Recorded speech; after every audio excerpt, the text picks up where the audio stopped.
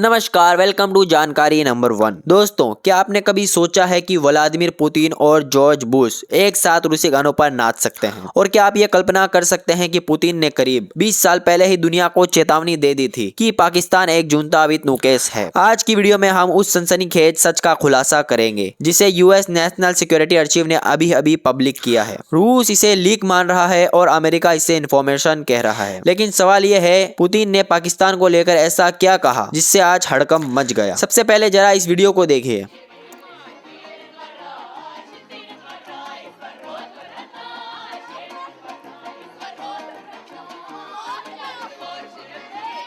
ये दौर था 2001 से 2008 का।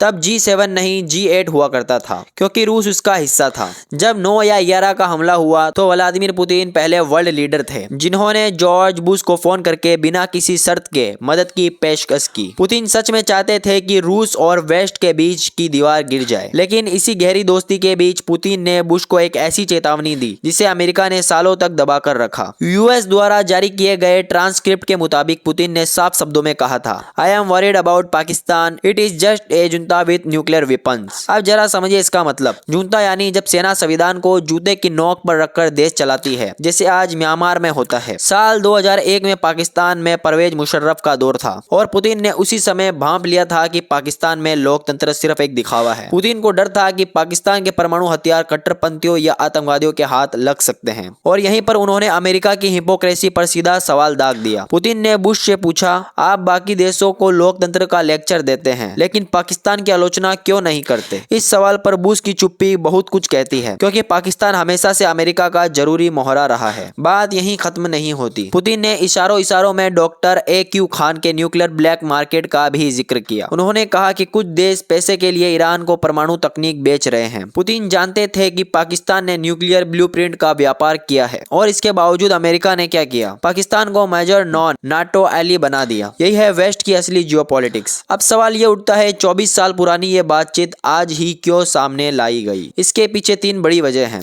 पहली, आज रूस और पाकिस्तान SCO के जरिए करीब आ रहे हैं। पुतिन और शहबाज शरीफ की मुलाकातें हो रही है। अमेरिका पाकिस्तान को यह दिखाना चाहता है, देखो पुतिन तुम्हारे बारे में असल में क्या सोचते थे। दूसरी वजह, यूक्रेन युद्ध के बाद अमेरिका पुतिन को अनस्टेबल लीडर के रूप में पेश करना चाहता है।